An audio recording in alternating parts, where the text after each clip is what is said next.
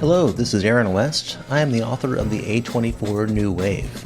In this book, I look at A24's output and I make the argument that we are in a new wave movement right now. A24 plays a major role. This book has a supplemental podcast where each episode is a brief conversation about an A24 related topic, whether an actor, director, or even a genre. As I continue research for the book and conduct interviews, I expect to record podcast episodes with people involved with the company. You can find the podcast at cinejourneys.com or wherever you find podcasts, and we are proud to be members of the Someone's Favorite Productions podcast network. Have you ever wanted to dive deeper into the horror movies you love? Beyond the Blood is a horror podcast for fans who want more than just surface-level screams. We do deep dives into the movies that shaped us, digging into director commentaries, behind-the-scenes stories, deleted scenes, and the special features that most people skip. Each episode is a love letter to the genre. We break down how these films were made, the creative risks that paid off or didn't, and the lasting impact they've had on the genre as a whole. From 70s slashers to modern nightmares, we celebrate the craft, chaos, and characters that keep us coming back. If you're the kind of fan who rewatches movies with the commentary on, or you simply grew up in the video store horror aisle, the Beyond the Blood podcast was made for you. New episodes every single week. Subscribe, and let's dig deep. Welcome to the Beyond the Blood podcast. Good evening, and welcome to Night Gallery. Thank you, Rod.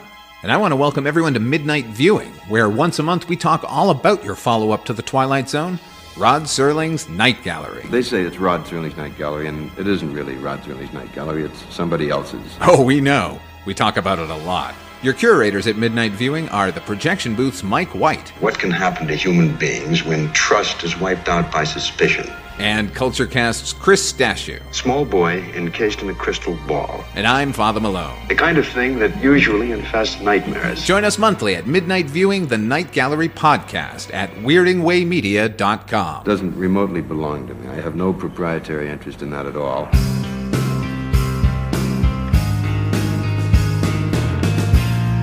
Weirding Way Media.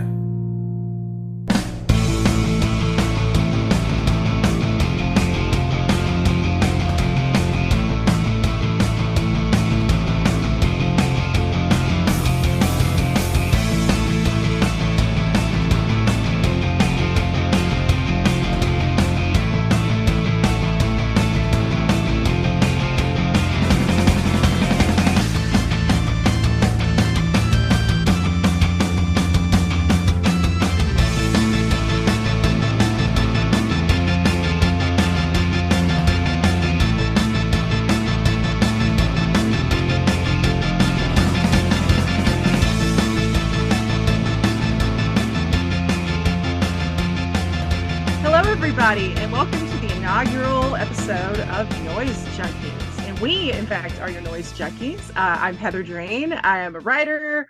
I've been on a number of podcasts, and I am, of course, super into music, as you may have gathered. And joining me are my brothers, my comrades in arms here.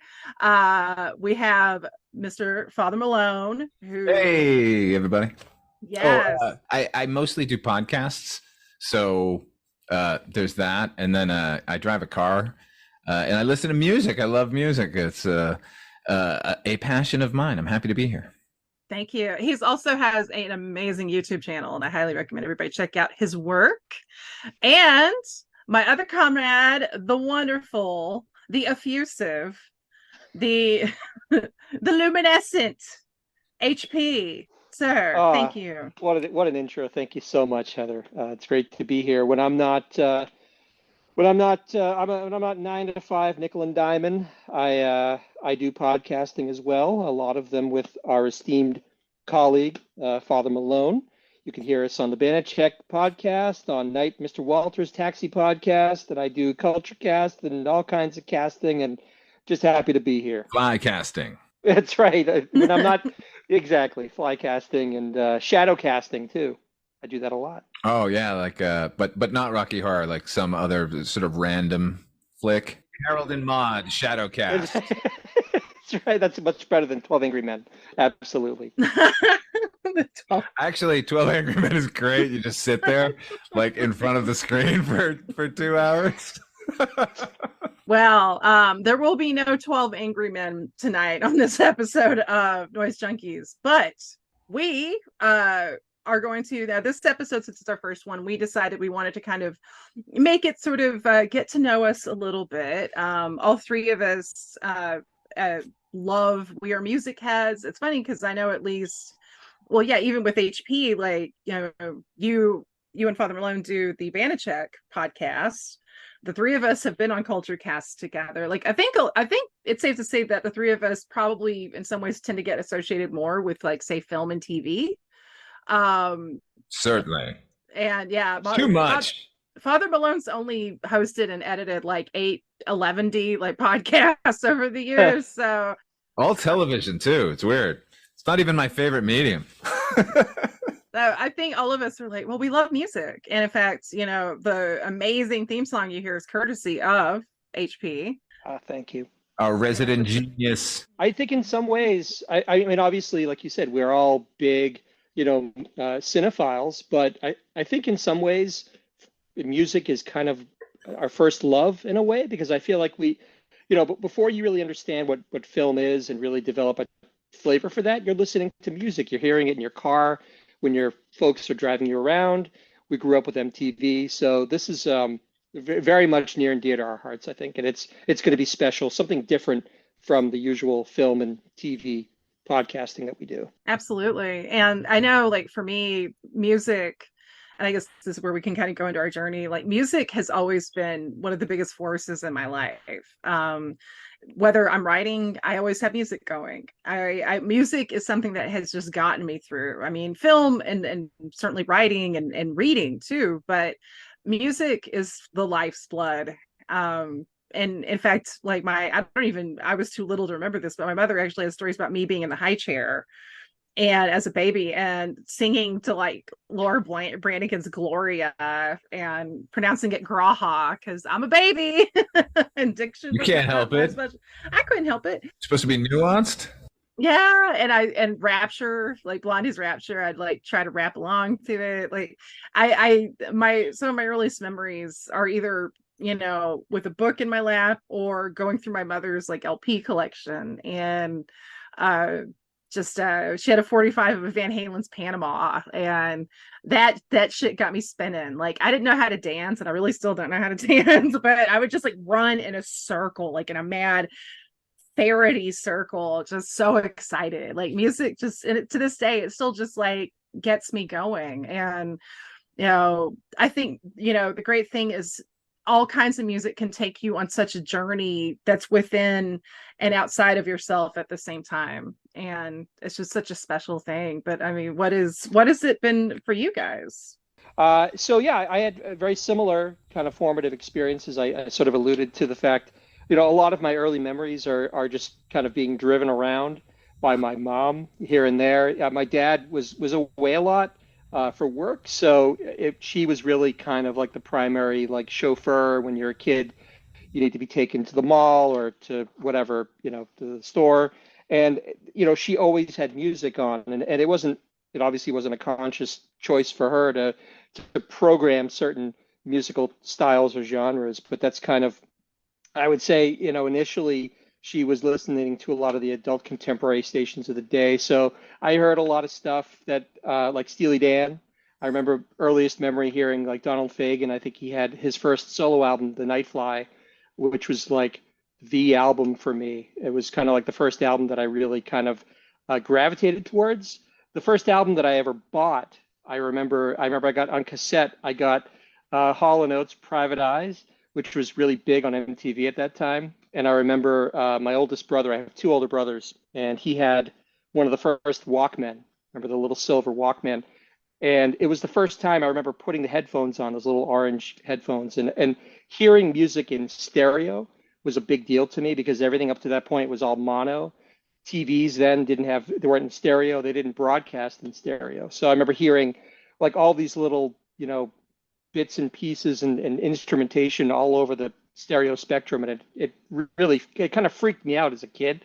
I didn't know you could do stuff like that, or it could really it sounded like the band was in the room with me, kind of in a weird way. I never heard music the same way again. It really excited me.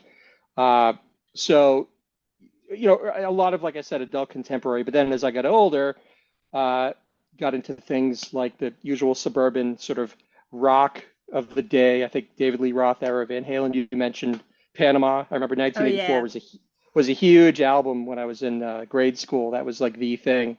I remember like Billy Squier. I remember going to a friend's house and his older brother is in this dimly lit basement, like something out of a movie.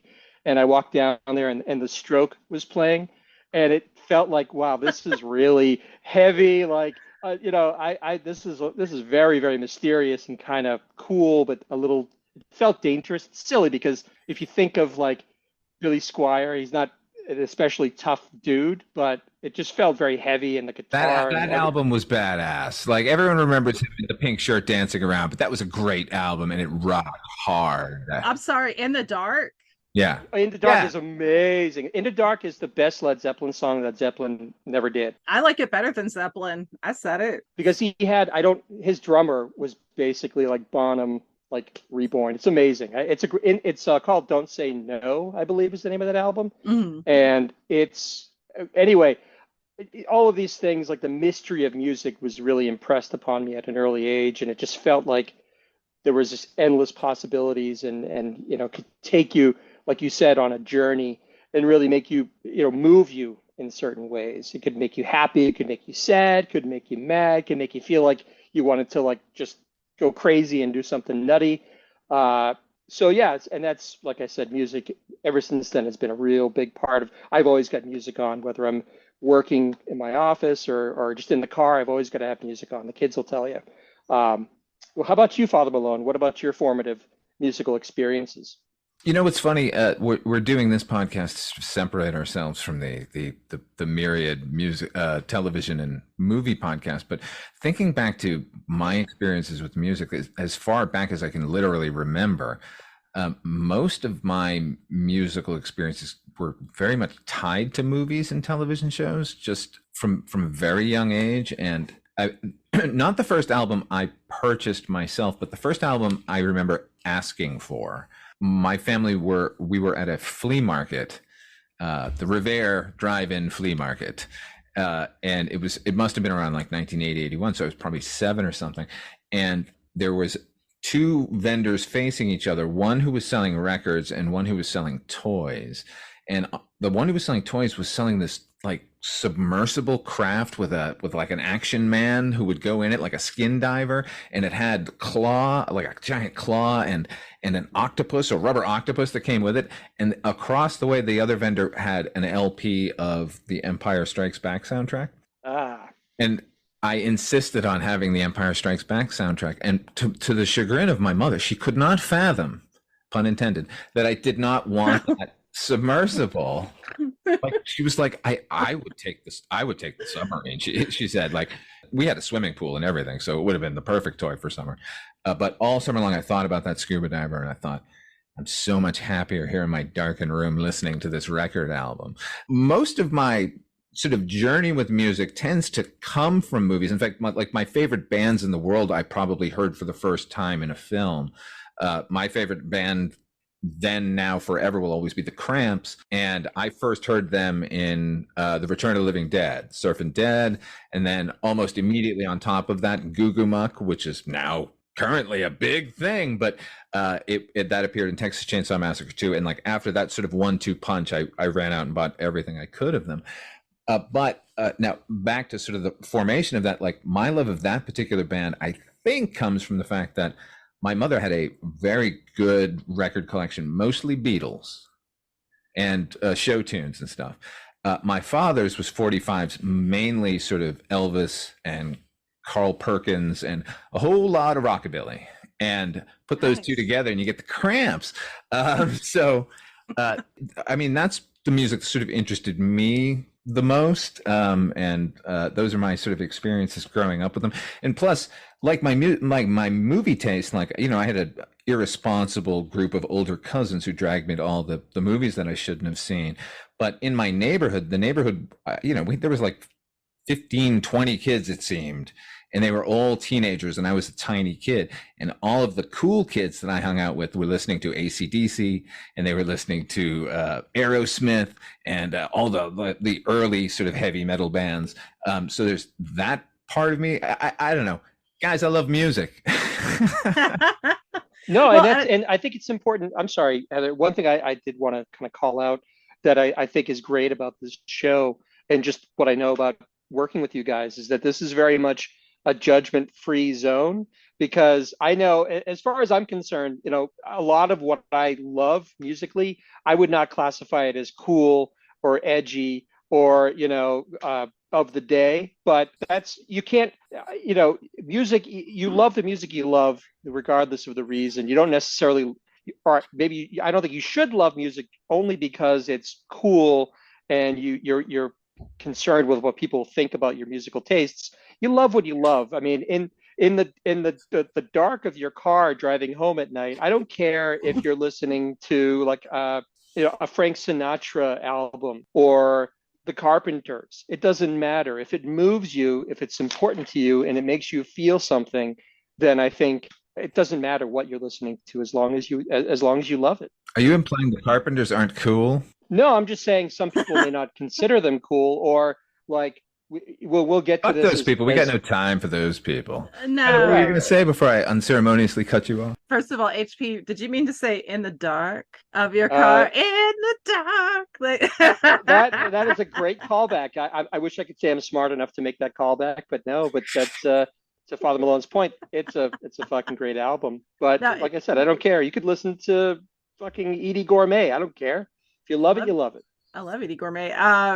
That was the huge appeal too, because I think all of us are truly musical omnivores, which is exciting. And I think each one of us have, like, each one of us have strong points, and some of them match. Like Father Malone talked about the Cramps. I consider the Cramps one of the bands that kind of, I say it's a little dramatic, but I discovered them as a teenager, and they kind of saved my life, to be honest. Like, it felt like music was one of those things that, to me, is like one of those sort of like points of light when you need them. And especially, I think, growing up, where especially if you're a misfit and you don't fit in, and it's like you hatched out weird.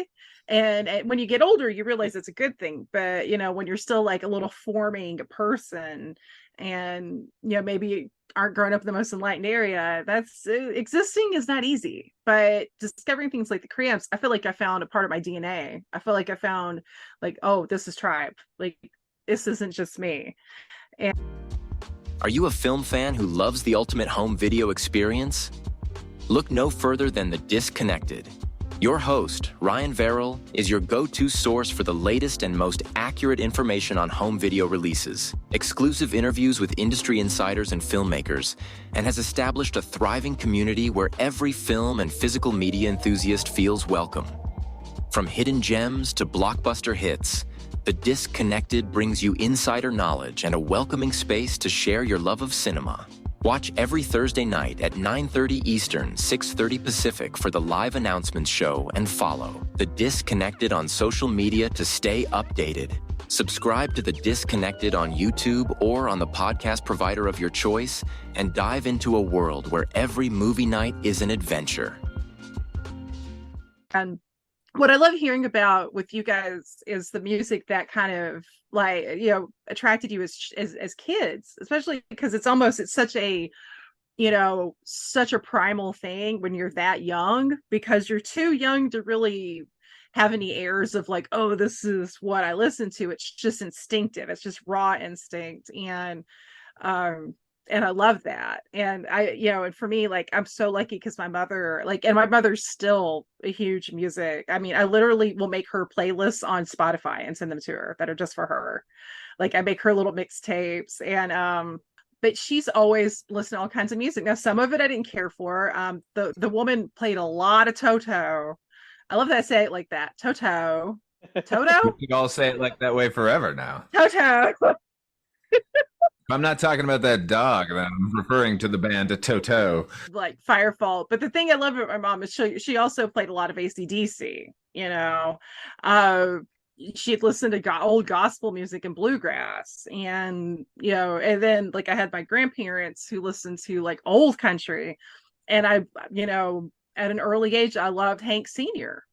And I loved Hank Sr. And then I remember, like, 'cause I've always had insomnia, and when we got cable I would just wander up, couldn't sleep, I'd go in the living room and be like, oh, what's on? And I remember hearing the B-52s like for the first time, and it was actually like Channel Z, so this was actually their comeback. Like I never got to hear any of the until when I got into them then. And the only place to buy music where I grew up, which was Springdale, was Walmart. So but they had they had discount tapes, and they had the first two B-52s albums, and I immediately gobbled those up, played them incessantly. And and I remember like seeing Susie and the Banshees spell it was Peekaboo on MTV, and it was almost that same thing with Panama, where I just felt like this like surge of like, oh my god, this is the greatest thing. And which is a sign that even then I was a little goth and I didn't know it. But and just, but I love the fact that like all three of us have these like connective, and some of it's and none of it, even if somebody's like, oh, that's cool, it wasn't cool probably for any of us at the time. And especially when you're into different types of music, because like some I knew metalheads growing up that if you were listening to ABBA or whatever, they'd be like, oh, and vice versa. I actually knew a guy that was supposedly into punk rock in high school that said I scared him because I didn't look punk, whatever that means. Real punk rock is not codified, for the record. That's the most punk rock thing to do, is just be yourself. But also, like, I was into Devo, and he saw like the cover of the hardcore Devo comps and then we had another music store, this place called Crossroads, and it's like Devo in little like black boxer short type shorts, like shorty shorts, and like fake women's breasts. And it fucked with him because he was a weenie. Well, even I will say, it's funny you say that, because I'm going to lead up to something here. So I feel pretty like lucky in a way, because Father Malone and I, and you also, we grew up with MTV when MTV was really music television. So it was kind of nice to just be able to turn on your TV and just see, and there was a time when you could see just about anything on there, including I remember Devo. I remember seeing the video for Whip It, and as a little, I must have been like, I don't know, 9 or 10 maybe, and it was kind of a freaky video to see. There's a lot of weird jerky motions, and they had another video, I don't remember, I think it might have been Freedom of Choice. There's where there's a baby putting a fork in a toaster and it's smoking. Oh, that's Satisfaction. It was Satisfaction, the cover of Satisfaction. So good. Right? And they did a cover of Are You Experienced, where Jimi Hendrix comes out of a coffin and plays a solo. It was very weird. It was kind of enlightening and eye-opening, and not a little freaky as a kid to see all of this. But I'm grateful that it exposed me to a lot of music that I would not just like the stuff that was popular, like Michael Jackson and Van Halen and the things that were ubiquitous at the time, but certainly, I would never have come across Devo, because that wasn't the radio that we listened to. That wasn't on the radio, the stations we listened to. So it was kind of nice to have that sort of, for lack of a better term, video jukebox. I know that was the original intent of MTV, but it was kind of, I feel a little privileged to be able to be exposed to that, because now everything is so much on demand. Like back then they had premieres, and you had to wait, for the premiere of whatever video was going to happen. If you missed it, maybe you recorded on a VHS or something. But now you can just dial up, Spotify or go to YouTube, and everything is just there, and there's no working for it. It's kind of part of, like, I think being a fan, part of the agony and ecstasy is seeking out these things that you love. But it's so easy now, right? You don't have to go to a special store in Boston down a flight of steps like this, and he's talking about a star called Stairway to Heaven, which is in right. or So Million Year Picnic, which is comics. But like, you really had to work for your fandom to a degree. If you really, like you said, we were musical omnivores, and like when I get into something, Father Malone will tell you, I dive in with both feet, and I have to like when I got into Bowie, I had to get everything that Bowie ever did all at once and dive into his catalog. And now it's so easy to do that, and sometimes not to get sidetracked, but sometimes I wonder if something a little something is lost in the fact that you don't have to work for your fandom as much. It's not as it doesn't feel as urgent as it did back then. Do you Well, guys we agree? can't say like whatever kids are finding their way here, or struggling in their own way. Like, I'm not going to be the old man telling them to get off my lawn just because I had to fucking seek out, like, dying to get my hands on just like a cramped sticker, like you would have to make a pilgrimage to some sort of record store to like make that happen. But I do think that music people are going to search things out just sort of anyway. I mean, it's a boon that it's all so readily available these days, certainly for us. Well, you said earlier something that I find very, very true, which is as much as you can sort of trace your influences, and you can, I like this band because my dad liked it, or I like this band because my sister, or whomever, like at a certain point, the music just chooses you. And I think that's the wonderful thing about it. Speaking to what you said, Harris, like, thank God for MTV, because the local radio stations weren't playing Devo. I mean, occasionally like WFNX maybe or something, but like it wasn't like in the zeitgeist necessarily, not yet. Like, I was so enamored of Wall of Voodoo, a new wave country band, like, and that doesn't really make too much sense in my head, like, but I loved them, and thank God, like, we had access to it. And one of those moments where it seems that the music is grabbing hold of you and not the other way around, like you're not sneaking up on it.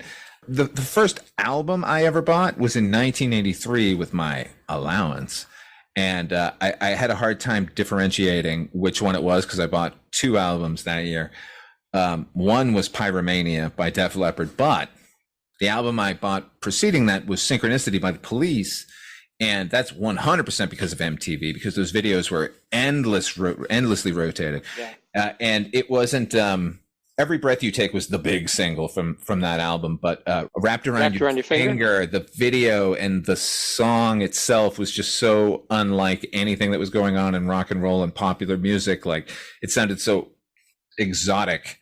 That album, getting that home and like reading the lyrics, it absolutely ruined me for most pop music. It was so like, it was an album that not only was the music so good, but the lyrics, I had to keep scurrying to a dictionary to figure out what the hell the songs were about, like. No, that's fantastic. And it brings up a good point about MTV, particularly that video for Wrapped Around Your Finger. That was so, by then, I think the videos ceased to be just quickie little promo clips that, record companies would make so that, they could have product in countries where the artist wasn't touring. Eventually, it became like a really artfully, creative domain, right? So that video, I remember, I was sort of very hypnotic, because I think the whole video was shot kind of undercranked, so that and for the longest time, I didn't know how they did it, but it's basically them running around with all these candles. And I remember Stuart Copeland is even playing his drums, and it looks like it's in slow motion, but it's not, because they've done playback fast and then played it back, and it comes through much slower. And that was that wonderful confluence of like image, style, and music. And I think few people did it as well as the Police did, because they were like, look, I love the Tubes, right? We've talked informally about the Tubes, and they had their share of videos, but they were not exactly like the most beautiful bunch of guys playing music, right? So look, Fee Waybill for all of his, Oh, how dare points. you? He's not the How best dare looking you? guy, No, you will you not can come for say my definitively, tubes, like, dude. the Police, these were good looking guys, and they were, they transitioned very well into that sort of MTV sort of video era. Not every artist did. Not to say that the Tubes didn't have their own share of success, or other bands that maybe weren't as good looking as the Police. But The Bleach sorry, go ahead. Boys, they were called at the time. Those Police Boys. But you know, they did it well, and they hired great directors, and like the videos were all very. The video for Synchronicity was interesting to watch. You know, Every Breath You Take, for as you know, as it was everywhere, but it was a cool sort of dark black and white video, and it worked hand in hand with the music, which I think was kind of exciting for viewers of a certain age like myself, kind of getting you more into the music almost. It enhanced the music and didn't, like, for all of the fears people had that it was going to replace radio or audio music or just listening to music, it didn't. But for me, it enhanced the experience. Yeah, there was a brief moment, right, where we all got to. You both are breaking my heart here. And then Harris has to shit on my Tubes, dude. I love the Tubes. No, you know, Bill Sputnik-Spooner, their guitarist, also songwriter, also good friend of Don Van Vliet, aka Captain Beefheart. Beefheart is one handsome man. I hope you know. And I would tap that over any member of the Police. They can't hold a candle to Sting. They can't hold a candle to Gordon Sumner. Sorry. I like Stuart Copeland myself. He's dreamy. Stuart Copeland's awesome, but has any of them dropped trowel in a music video? No. You know who has? B-Way Bill. But to be fair, he was dropping trout everywhere. Yeah, but I mean, we're talking right. we're talking full on Little Feet. Did we get that on MTV? I missed that. No, that was not on the TV. But no, speaking to an earlier point, and there are 2 points I gotta hit here because you guys, like, this is so exciting, and definitely so much good food for thought. But as far as like creating, kind of making one like a little hunter and a little researcher, and it certainly did. Now, I mean, music videos, and it's a passion I have to this day. As far as like now, you know, I've written articles about, you know, key pieces of music videos, of sort of like studying music video history. I'm very casually working on a book about it, and yeah, but and that all dates back to being a child, because that was, I mean, especially growing up in a small town in Arkansas, you know, I definitely, you know, there's a lot of bands I didn't own any Wall of Voodoo like physical media until I was pretty much in my 20s. Like, it was not easy to find. But that video, I mean, like what you said, Father Malone, like I remember seeing the Mexican radio video, and that just gripped me and stayed with me, and it's still to this day one of my favorites, and ended up being very fortuitous because the director of that music video is Steven Sadian, who for me on my film end, you know, and the main book I've been working on is Steven's art. And Steven's this film director who made Cafe Flesh and Dr. Calgary. But like so many great film directors cut his teeth. One of the things he cut his teeth on was music video. And, you know, and as far as like the hunt goes, the hunt part of me does, like, I remember the excitement of finally finding something you were looking for. But I also remember that feeling of like, oh God, like I remember I would tape music videos because me too. And I was always like, oh God, this may be the only time I ever get to see this, like, ever. And when my parents got DirecTV, we had Much Music, which is a Canadian MTV, which much music is much, it's easy to have nostalgia from MTV.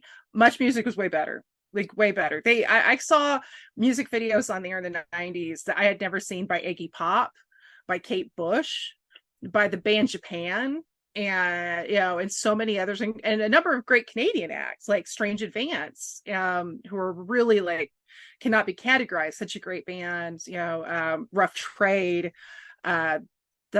Spoons, which, you know, their music videos are amazing. And in fact, Canada has their own sort of great music video directors with Robert Courtley. But I had a tape that had all this cool shit on it, and it got eaten by a cheap ass Korean Daewoo VCR. I remember the brand to this day because it was like, I felt like Michael and the Godfather too. I was like, Fredo, you broke my heart. Because this was before YouTube. This was before the internet. Like, this is like, oh shit, I'll never get to see a music video with the band Japan in it again. and so yeah, but at the same time, because of going through that, I love the fact that we have YouTube. I have seen so many music videos I never thought in a million years I would ever have access to, including a number ones that were banned. Like, because of the internet, I got to see the original video for South Cell's Sex Dwarf, which was definitely not played on MTV. It was banned in the UK. The quality is not the best. I mean, it's literally like trying to find an old bootleg of Cannibal Holocaust or something. Like, but that's the thing, music videos have the power, and which, to the other point, and HP, I hope it's okay if I disagree a little bit. I'm sure it is. But no, you disagree them all the way with him. Now, I actually think that the format was actually at its most wildest and woolliest and its artiest in its earlier days. In fact, I would say in some ways maybe even pre-MTV, because the people, like, once you get out of the Scopatones, like, music video jukebox era of like the 50s and 60s, and some of those are really great too, though. And you had people like Ray Dennis Steckler working in those, who made incredibly strange creatures who stopped living and became mixed up zombies. But and there's some great ones for Screaming Lord Sutch. But you'd have artists like, actually, I mean, in some ways, I think you could say 200 Motels, like the seeds of what music videos with Frank Zappa, because that movie was shot entirely on video and he controlled it from like a little van. But then you have like Captain Beefheart's like arty promo for Lick My Decals Off Baby. It's basically like a tiny music video, and it was banned. You have people like The Residents, and in turn they brought on Head. Yeah, Head. Oh God, I love Head so much. Hard Day's Night's a pretty good music video. Yeah, I mean, yeah, movies, yeah, too, but like Devo, Mike Nesmith. We would not have Mike Nesmith is such a big dog in music video history. Oh, sure. Yeah, and then he was the father of the music video. Yeah, and also a little trivia. A director that worked with both The Police, and I believe he directed Synchronicity 2, which is my personal favorite Police song. Such a great. It's the same one that worked with The Tubes, Russell Mulcahy, who did Highlander. Adore Russell Mulcahy. So good. By the way, that is also my favorite Police song, Synchronicity 2. Oh, it's fucking moody and so good. It's genius. Like it's the absolute like flip side of every sort of suburban idyllic myth we had been fed, you know, and incredibly evocative. Like I remember, as I said, that was my first album I bought, but like I remember being transfixed at the imagery in that song. Mm-hmm. This creature crawling out of a Scottish loch, and you know. Who knows what mayhem he's about to inflict, you know, and it's all, you know, tied to this man who's just a frustrated guy living in a suburban hell. What a great song. Like that's a pop song. It's like a top 40 number, y'all. I know. Well, and but I do see your point also, though, HP, is that I do think as the format grew bigger and more awareness, we did see a lot more of it. And I definitely do think you still, especially in the 80s, you did have kind of that halcyon period where people had budgets also to kind of do some crazy things. Mulcahy's a great example. His work with Duran Duran. I was going to say exactly, like those are like, I remember the video for Wild Boys was like that to me. Like that's, I mean, if you listen to that song on its own, it's a decent song. But the visuals where you had, you know, Simon Le Bon on the windmill that keeps going around and he keeps getting dunked and there's people flying and it looked like the best scenes, like a trailer from a movie that didn't exist. And it was really imaginative. And it really sparked something. Like I not to say that the music, like I said, on its own wasn't great and wouldn't have been hugely successful. But again, those guys hit at just the right time, just the right band, just the right music, just the right filmmakers. Like you said, the stuff that they did with Mulcahy was phenomenal, and it really took them to another level, I guess is my point. But to piggyback on something you were saying before about, we were talking about YouTube and the ability to find these things, that for me, like the thing that really kind of like my renaissance for that was when DVDs became super prevalent, super popular, and all of a sudden, like you could get, I remember like Bowie put out his video collection, and it was like a revelation because this was pre-YouTube, so you could see these. I could see the video that he did. I couldn't remember it for Underground. He did an actual video for the song from Labyrinth that wasn't, Oh, it was yeah. all like sort of like etch style, and it was great. And you could find like, a lot of these record companies, I think, were emptying their vaults because there was so much money to be made by putting out these cheap DVDs that people like me would go every Tuesday when it was new release day, and I would spend all of my money on CDs and DVDs, collections of videos, things like they would put out like the Rock and Roll Circus by the Rolling Stones, which was this Oh, like, yeah. like this thing that it was in the vault, it had never seen the light of day, and I was like, I got to see this. Lennon's in it. It just looked, it was so mythic. And the rise of DVDs for me, more so than when VHS became popular. Like DVDs, you could fit so much on that small format, and you could have these collections of material that was like, you could have like 50 videos on one DVD, and it was great. And I spend way too much money on this stuff because now you can just stream it. You can find it anywhere on YouTube for nothing. But for, again, not to overuse the word, but for musical omnivores like us, it was just another way for me to collect, and get the stuff that I had heard about and wanted and maybe had in different video formats over the years. But DVD was like, oh, this looks so good, like, or video collections. Like, I remember they put out a collection of Michel Gondry's music videos, and they're brilliant. I mean, the stuff that he does, I think, is still not really equaled. We're getting a little off topic, but This sounds like this is an all MTV episode here. well, but it was such a. I think it's important to this, and I didn't think of it until we got on this started to do this episode. But it's clear how important it was, in building because it's, we've all talked about hearing music as small children in the car and the high chair and what have you. But I think the real, like, the meat of getting into music and really understanding it as an art form for me, and I think for all of us, really, a lot of that work was done watching MTV as children, was it not? Yeah, I mean, I think that's definitely more than fair. I mean, and case in point, I mean, it also sort of worked in terms almost like sort of micro movies where, like you'll see certain movies as a kid and there'll be moments that traumatize you. And there's certain, like, I don't know if you guys remember the music video, and this is definitely off topic, but I think it's pertinent because this is my trauma and I'm sharing it with everybody. Billy Ocean's Loverboy, which is like set in like a jankety version of the Star Wars Cantina. But there's like this, but like the weird hero monster has like a tongue that keeps going in and like out. goat head. Yeah, and then like the girl looks like a gelfling with boobs, and I don't want to say boobs like that, like boobs by Toto, and and he's a little like handsy with her. It was a lot for little me. It's a lot for me now.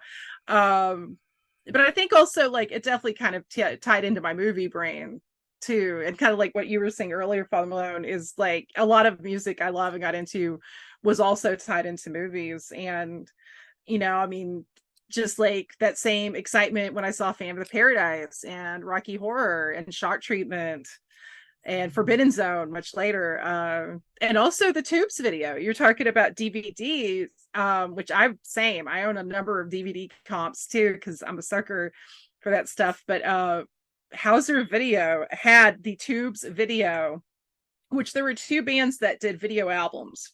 They did the first video albums, and one was Blondie for Eat to the Beat, and the other one was the Tubes that basically paralleled with the Completion Backwards principle.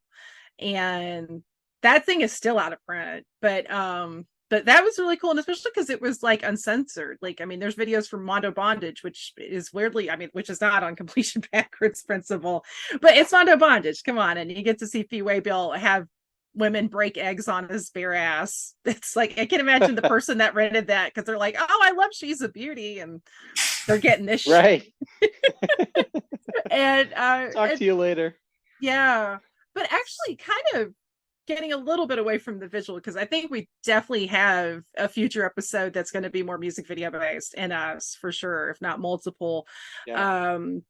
When you think, like, if you had to, if the both of you had to pick maybe like the top 3 or 4 albums that were just like your ride or dies in your adolescence and your mid-teens, what would those be? Like for example, I could say mine off the top of my head would be Date with Elvis by the Cramps.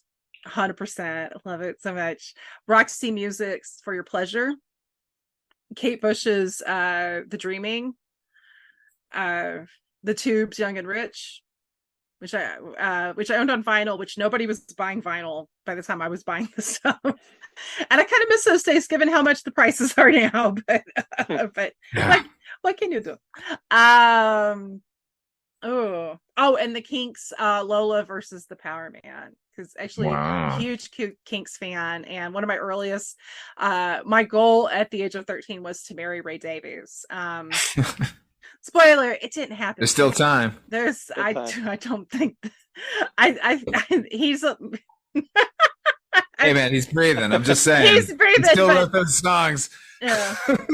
He did. I love him. I love you, Ray Davies. I feel bad. And I'm glad he outlived David Crosby. I'm sorry. R.I.P. Wowie. That wasn't that spoiler. That's not. I didn't know like about David Crosby's solo work when I was a kid, but I later got into. He has an album called "If I Could Only Remember My Name," which is his first solo album. It is fucking fantastic, and I'll be playing that tonight because it's. I mean, he was a cranky old man, and I didn't agree with a lot of things he said and did, but boy, that motherfucker could write and he could sing. Really. Anyway, I respect that, and that's the thing I love about all of us is we all can contribute that, and I'll be thinking about how handsome my tubes are while you're listening to David Crosby. You're never gonna let me live that down. I called them ugly. Some of us like character over pretty. Sting was pretty, but if I had to pick the police, I'm with Father Malone 100%. Stuart Copeland all the way. He just seems way cooler than Sting. Way cool. But Andy Sumner. Sting was way more talented as a songwriter, obviously, but Stuart Copeland is the shit, man. He has a song on the Texas Chainsaw Massacre, which he does. Right? That whole I love soundtrack. That song. Yeah, that Strange Things Happen to a Man on the Road, which I listen to a lot while I'm driving across the country, and it's sublime. And that's him singing. It's a good tune. Like he also did that song with Stan Ridgway and Rubblefish. Don't Box Me In. It's just a phenomenal song. Great song. Oh, we're gonna have to do a Stuart Copeland themed episode down the road. I will say Andy Summer, I think, is the underrated MVP of that band. Yeah. Because the man was like someday. I mean, his contributions are enormous, and he's really like the quiet one in the group. So they really go unheralded. But his tone and the way that he played with the digital, he really became famous for the sort of sound of the digital delay and the chorusing that he used. And his touch is remarkable. Like he's really, really underrated. But to sort of get back, like what you were talking about, where our sort of the discs that we held dear, or the albums we held dear when we were kids, I would say, if I'm thinking about this now, like I don't know how far ahead into our adolescence you're talking, but I know for me, certainly, I've already mentioned Donald Fagen's The Night Fly. Into high school, mid-high school, probably Paul's Boutique by the Beastie Boys was like tremendously like impactful. Like I didn't know that sampling could be taken to such a degree. It's still, I still listen to it now, and I can still hear things that I missed, the last 150 million times I listened to it. But beyond that, probably, like I said, I had weird tastes. I still do, but probably The Royal Scam by Steely Dan, which is probably their most guitar-heavy album, which is probably why I like it so much. The very first Black Sabbath, which is amazing. It's you like it too? Oh, I'm a huge Sabbath fan. I love Black Sabbath. I'm huge, and I really everything. Probably for me, it ends with Dio when he left, but really like those first, the Ozzy years are really unimpeachable, and the Dio stuff is great too. Mob Rules is incredible, and Heaven and Hell, but that first album was such it was almost, I don't know, I'm not sure what to compare it to, but it just kind of, I don't know, there wasn't the songs kind of blended into one another, and it was really just such a trip. That album was really kind of a trip from beginning to end. it was so heavily multi-tracked and really thick. The sound was great, sort of jazzy, sort of bluesy. It was incredible. So the first Black Sabbath, and to your point, actually, as a side note, like it's funny you mentioned like going to, I think you said Walmart to get cheap tapes. Father Malone will remember we had a store called Leechmere, but local. I don't know how local it was, but it was prevalent in our area. It was very local. And they used to have this like, I don't know, it was like a rack, and it was like tapes for like a buck, like the Super Saver series or something. Sweet, yeah. And that's where I got like every early Black Sabbath tape. I was like, wow, I can get the whole catalog right here. I got that, and I was in hog heaven. But what else would I be big into? Probably I would say probably the Monkees' greatest hits. Because that was something I remember when my parents had 8 tracks, and that was one of the 8 tracks that I really liked was the Monkees' greatest hits, and probably Women and Children First by Van Halen was another big one. That was another big like guitar head type of album. It had like everything on it that you could ever hope for. It was moody. It was great. That's my favorite of all the Van Halen Roth era. Yes, there's not a wrong answer to that. If somebody says, the best Roth era, you're right. It doesn't matter which one you say. That's there's true. not really a wrong. If I can impart real quick, yeah. My 3 top role models as a little child was Elvira, which I know is shocking. What? I know, right? Cyndi Lauper and David Lee Roth. And in fact, my mother has somewhere stashed away in a box.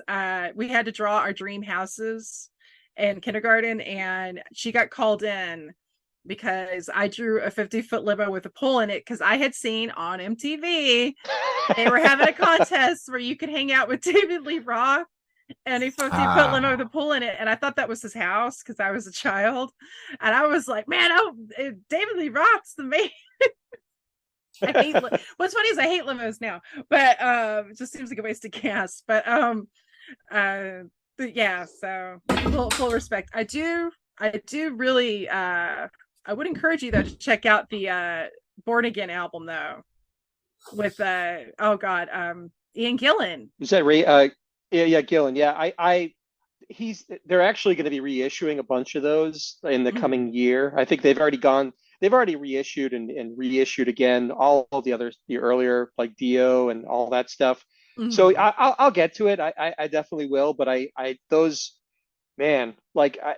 so into the Ozzy stuff that I kind of avoided the Dio, because I thought Dio was sort of cheesy, because again on MTV he's this little short guy like throwing devil horns and the man on the shiny blue mountain or whatever. But like, oh my god, when like that band was so its own thing.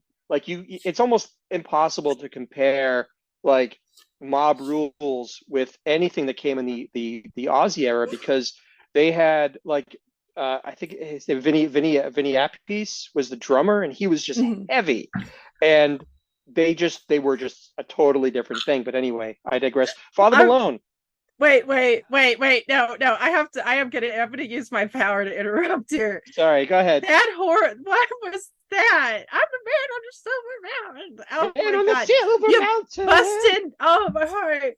I've grown to love it. I love Rainbow. I love Ozzy's. I love Dio's. I love the first Holy Diver is a great album. Hell but yeah. At the time, like I was Ozzy all the way. Tribute. That album. I love that album. Tribute with Randy Rhoads. It was great. So like yeah. when I stop talking and put Dio back on the line. You're not going to hear that from me again. That's all you get. I don't know what Dio that was. That sure as hell was not Ronnie James. Dio. R.I.P. That was that voice. I'm the man on the silver. That was that actually was. Truthfully, that was actually Henry Rollins's impression of Dio that I learned from watching too much spoken word of Henry Rollins in college. So that accounts for the wackiness of that. That's fair. Also, Billboard is the greatest drummer that's ever lived. He's tremendous. It was a real shame that he couldn't do the reunion, but I don't want to talk. We digress. It's a bit. Yeah. But Father Malone, you are You are amazing, and I cannot wait to hear what your ride or dies were. Like in adolescence, Yes. Yeah. like around 15, let's Yeah. say. Don't even put that much thought into it. Just like immediately, what are the albums that float No, to your it's head? it's real easy. It's Cramps Off the Bone, which is the import with the 3D cover, the Nice. drawing of Lux with the knife in his hand and the fucking candle and the skull, which HP I bought with you at Tower Records. Yes. Yeah, Yep. that I remember. I wore that CD out. Oingo Boingo's Dead Man's Party. Nice. A cassette of that. Good choice. Good choice. I worked at my first job was at a movie theater, and we would have a shift that was just popping popcorn, and you were in a room with two giant kettles, a tiny room with two giant kettles, and you were just softening up these horrible buckets of oil that was like solid, and you would have to melt it with a wand like a little lightsaber, but far more deadly. And you to get the oil pumps working, and you would just make popcorn all day long and scoop it into bags and then put those bags into a room for the big rush of the weekend.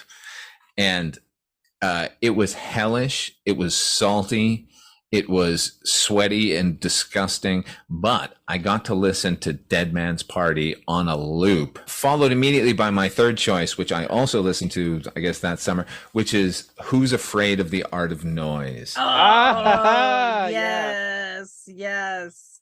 Jesus Christ, what a good album. Trevor Horn.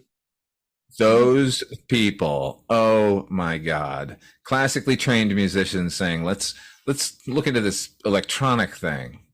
And, you know, sampling became a big thing, but I always loved that they were sampling themselves. They were making those sounds and then layering them.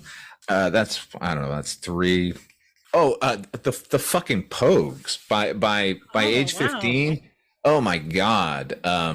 Heavy into Shane MacGowan and those boys. By then it was Rum Sodomy and the Lash. I guess would probably be the one I was listening to the most, or maybe If I Should Fall from Grace with God. I don't know. Any Pogue album could be sort of slotted into there. I was also listening to an inordinate amount of Bob Dylan, but I can't say an album because a friend of mine made me this immense mixtape of Bob Dylan's entire career, and I listened to that. I'm counting that. That's works. Awesome. I love a great mixtape. Yeah. We're gonna have a mixtape episode. It's kind of a little bit of a lost art, I think. It used to be like, you know, for me it was, you know, you like, I remember being in college, and I remember like, while I'm supposed to be listening to the professor, I'm like writing, you know, like a mixtape like out for the girl that I was dating or whatever, and a lot of thought and effort you had to, you know, because you had the tape could only fit, I think, what was it, like 25 minutes per side or more so, and you had to, like, you know, sometimes the science to it. Yeah, sometimes not only were you picking out the mood in order to build an emotional reaction, but you had to do it within a certain time frame. God damn it, that is a lost art. I still make basically mixtapes for my girl, but they're just playlists. But I still put in the love. I have an unlimited budget now. But a playlist, yeah, I mean, it's you could just add to it ad infinitum, and it'll just keep growing, and that's cool. You know, surely it's not. It's actually bad. Like you lose track of it, and then suddenly you have a playlist with 184 songs. Nobody has time to listen to your 184 thoughts. I keep adding, like, I have playlists that have like over 200 songs, but it works because but that's for you. But what I do is when I plug it in the car, I just put it on random, and I'm endlessly. I'm like, oh, I forgot to put that on there. That's actually pretty cool, you know. And it doesn't have the rise and fall like the arc of a really good mixed tape, because, you know, you're letting the randomness kind of take over. But it's kind of cool. And if I was a kid, you know, now I mean, I wouldn't know any better, but, you know, it's fine. But it really is kind of a lost art, you know, picking the songs, putting them, like you said, Father Malone, in a certain order, and really building up to something, you know, and it had meaning, and it was a real gift from the heart when you gave it to somebody, you know. Oh, absolutely. Yeah. And I mean, I still, like I said, I make mixtapes like for my mom. And in fact, I've actually gotten her into bands that she otherwise did not know about. Like, and weirdly enough, the two bands are Sisters of Mercy and Huh. Typo Negative. And I saw the Sisters of Mercy on this weird package tour they did with Public Enemy of all. no, oh, I'm so Yes, yes. It jealous. was Oh, I'm it so was it jealous. it was sort of Ah, like in the post sort of I want to say I believe it was kind of trying to catch that buzz of Lollapalooza, mhm. But and I was maybe one of the only people who like was a fan of both bands. Like I had this buddy that I knew from Marblehead that we would go to shows together in high school, and he got me into the Sisters of Mercy, and I was like, "Wow, this is great." But to be honest, like I was and am still so much more a fan of Public Enemy, but it was a real trip. I mean, it was real culture shock. It was sort of novel in those days to have these package tours with bands that maybe Oh, didn't make a lot of logical sense, Oh but shit. you got exposed to a lot of cool stuff that way. Like I saw bands that I never would have seen otherwise. One thing I have to ask the both of you is that because of course we grew up, we all are, grew up in an era where you had like cassettes and LPs and CDs. And do either one of you know we all do streaming too, but I still definitely buy vinyl and CDs. Um, and I did actually buy one cassette recently, but it's only because it was literally the only way to get this one album. And it was by Sue Tissue. Like she did one like solo album, Sue Tissue from Suburban Lawns. And to get the vinyl version of her album would be extremely cost prohibitive to say the least. So, but do either one of you like still buy vinyl or CDs? I buy vinyl like crazy. Hell yeah. I have too much vinyl, as a matter of fact. No such thing. And I don't It's care like what shape it's in. I ain't picky. I'm at the bargain basements. I'm buying the $1 LPs. I'm buying them because the artwork on the sleeve is cool. I purchased just a sleeve, even if the record's not in it, if it's cool enough. But I mean, look, I'm not buying a record that's completely fucked, but like, I want to this hear one it. literally has a dead possum on it. He does not care. I want to hear it, but I'm not precious about vinyl. I certainly rankle at new vinyl, particularly not necessarily new music being pressed on vinyl, but like the classic albums that I bought on vinyl 30 years ago. And I'm like, you want me to spend $35 on this album that I know I've bought at least a dozen times in my life? No, I'm not doing that. I don't care how well it's been mixed and blah, blah, blah, blah. I'll go buy the other scratched up vinyl and hear it like it's meant to be heard, fucked up and uncared for. No. I think, well, the great Lester Bangs once said that rock and roll should be played on garbage equipment and made with like garbage production and just, to get that rough sound. And I get that. There's a danger with, I think, certain types of genres sounding too clean. I think it really depends on the genre too. But yeah, no, what I hate is like when somebody has a used album that they're overpricing that sold. Like I ever seen like like a Rolling Stones it wasn't Undercover of the Night. Maybe it was Exile on Main Street. It just like a local place had it like for like $30. And it's like, really? Really? I mean, unless it doesn't need to be priced that much, guys. Come on, like if it's something like, oh, it's a Nina Simone bootleg, sure, you can jack that up a little bit. That's gonna be a little more rare, but Kiss like Kiss Dynasty does not need to be fucking $30 used. Sorry. But I don't know. HP, what about you? Are you still a partaker of the physical media? So I get stuff off of Bandcamp and streaming. I don't buy a lot of. I certainly don't buy new vinyl because to yours and Father Malone's point, the new stuff and even some of the used stuff is just too expensive. Like I can't, and I can't justify it. And my like I said, I went many years. Like literally Tuesday was new release day around here, and I would go at lunch, and I would usually take a friend of mine or whatever, and I would just spend an ungodly amount on CDs. So I have a huge collection that is I don't ever play them anymore because it's all the stuff that I want to play. I rip it to my computer and I listen to the MP3s. I wouldn't consider myself like an audiophile. So again, to your points, like it doesn't have to be pristine, 180 gram vinyl and da da da. I don't really care that much, but mostly streaming and what I get off of Bandcamp here and there, and that really usually is fine for me. But I think it is funny that like I'll go to like a place like Newbury Comics and like I'll see like people are like there are new albums coming out on cassette, which I just think is just hilarious to me. Like I guess cassettes is kind of becoming the new vinyl or trying to become the new vinyl, but cassettes for me growing up was just a cheap way of being able to listen to music in my car. Like I would basically just throw the cassette in, and then when I was done with it, I'd take it out and kind of throw it across the car, and I didn't really care too much because they were pretty sturdy. But to see it becoming kind of a hipster thing now, where people are of a certain age and economic bracket are attracted to cassettes when they are really an inferior format, is funny to me. But hey, if they've got the disposable income, why not? Could not fathom buying a brand new cassette.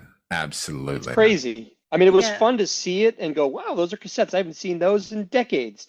But it just seems pointless. It seems like a waste of money. But because a vinyl I can see because it is a superior format, and there's a glow to it.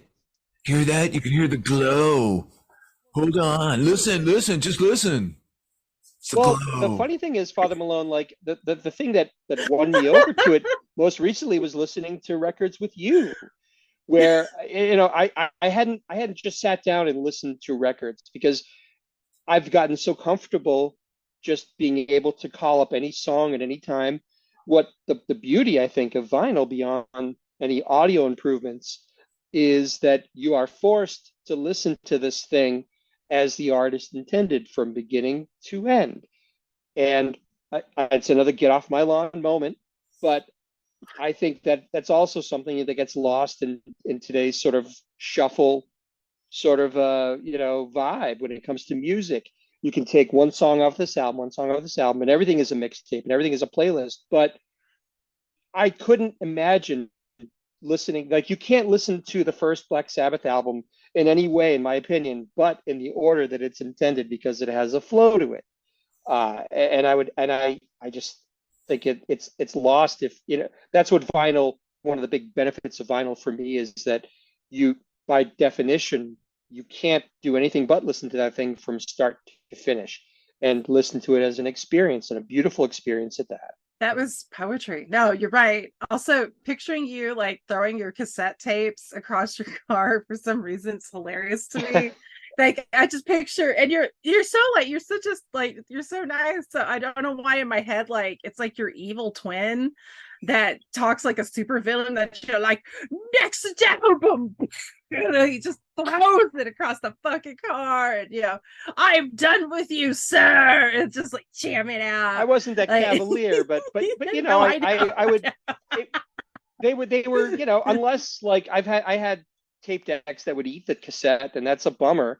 Mostly because I'd leave it on the dashboard and they would melt and they would become not it wouldn't fit. But they would that was the best thing about them was that they could hold up to a beating. You didn't have to be so so nice with them, which you can't say. No, I'm sorry. I just it's just like you're just having like total fuck you, exile. I will not kiss you all over, and you will not place your lips upon my body. Good day, sir. Yeah. No, I did not mean to interrupt you. Continue. No. I made my point. I've seen him do it, actually. I've been in a car with him. I've seen him throw a tape over. That's amazing. But I will say though that I've painted a picture of my musical tastes as an adolescent growing up, and certainly going into high school, my tastes were much more mainstream. Some harder rock stuff, I guess you could call it, like I said, Ozzy, Aerosmith. But and not to belabor the point that Father Malone and I have a history together. I will say he was definitely responsible for opening up my ears to a lot of stuff that I wouldn't have listened to otherwise. So I have to give him credit for that. I remember listening to, and I've told the story before in other venues, of listening to the Sex Pistols. It was the first time I'd ever listened to the Sex Pistols because I wasn't exposed to that in my upbringing, and he exposed me to that.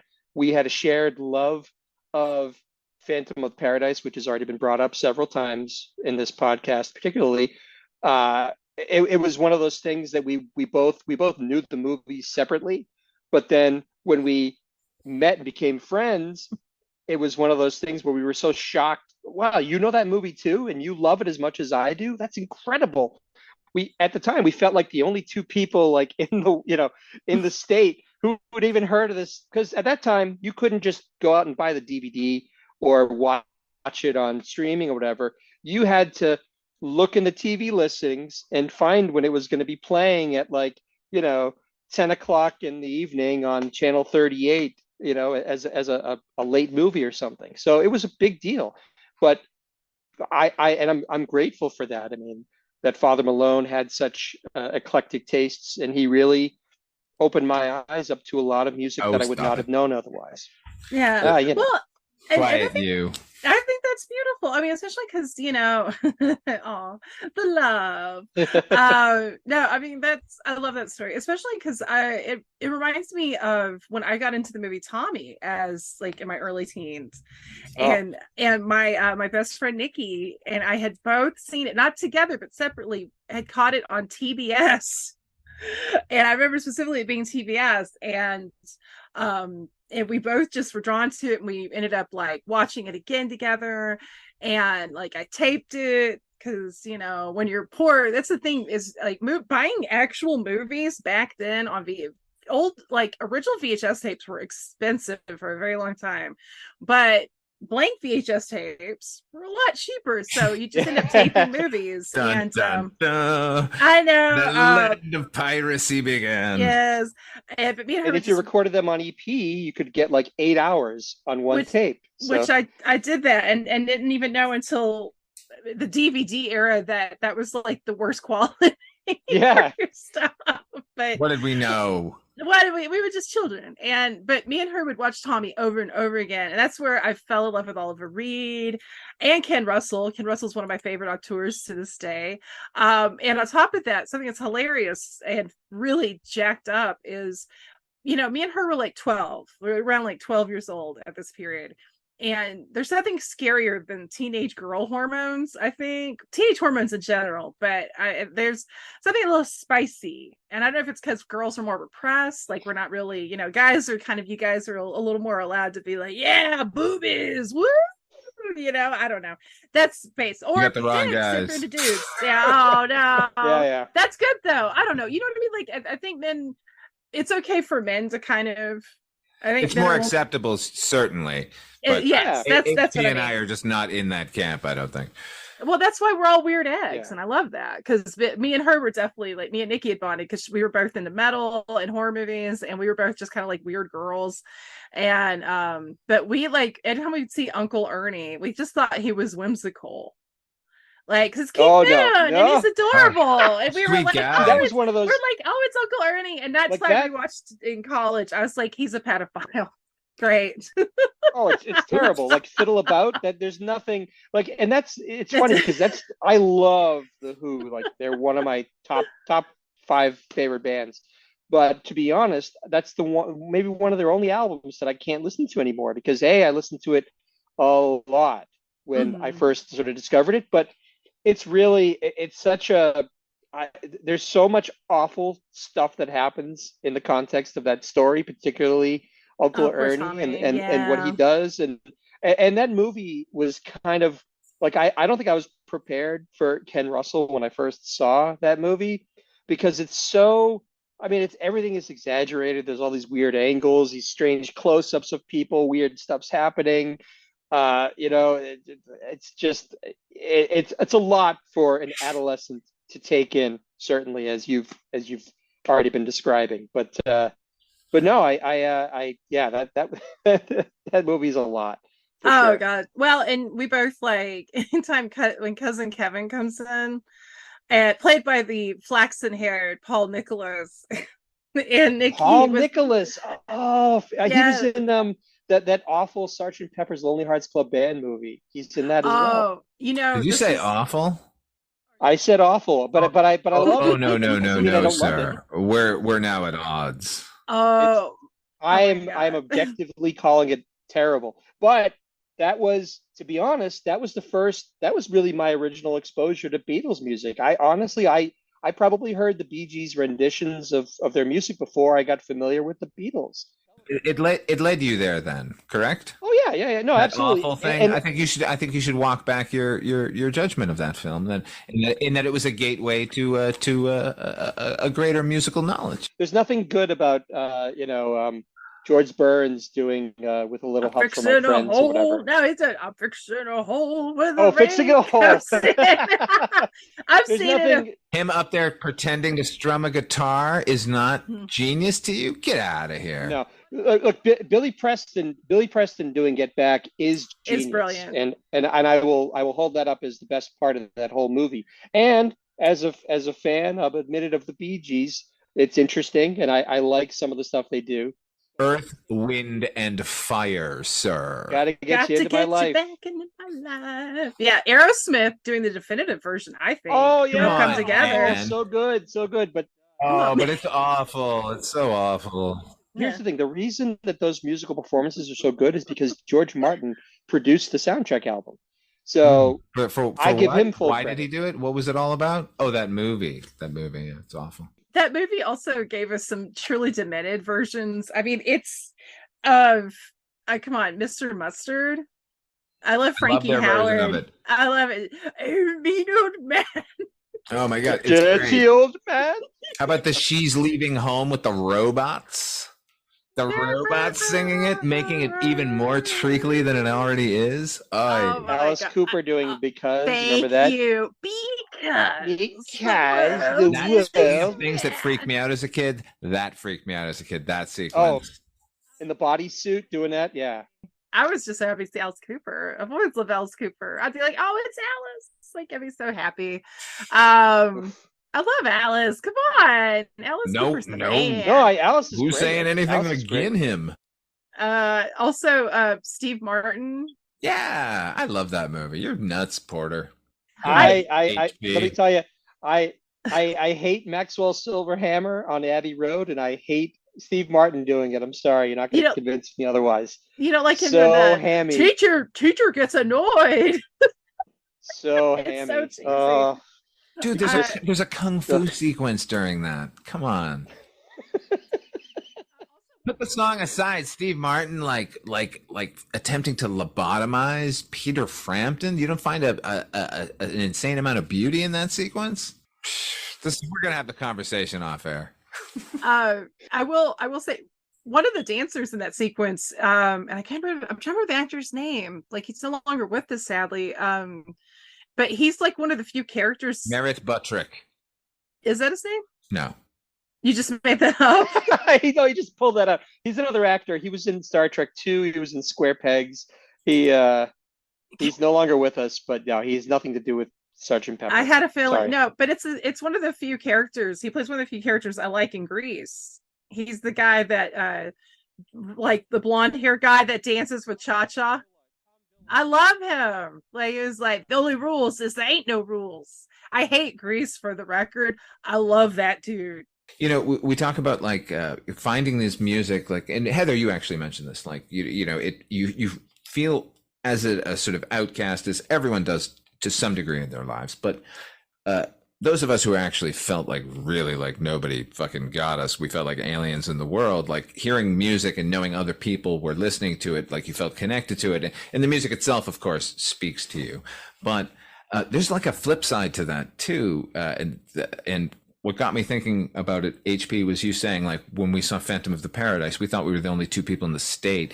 And that sort of feeling carries over to bands as well, particularly if they're not insanely popular, but they feel like they're yours. There's like an exclusivity to it. Like it's almost the reverse of connecting. It's like shunning the rest of the world with that thing. That's just something I thought and wanted to share with you. Yeah, I mean, it feels so precious to you. Yeah, like it's like a part absolutely. of you. It's like a little secret part of you, and you do get like sort of also that's also explains like I think you get the most protective of stuff like that at that age because of that. It's just I remember, and it's so silly now, but it's like if you saw a kid wearing a band t-shirt of a band that you loved, and all of a sudden they're like, oh yeah, I like the Ramones, and part of you's like, motherfucker, I got bullied for liking the Ramones. Like you get like super like aggressive in your mind about it.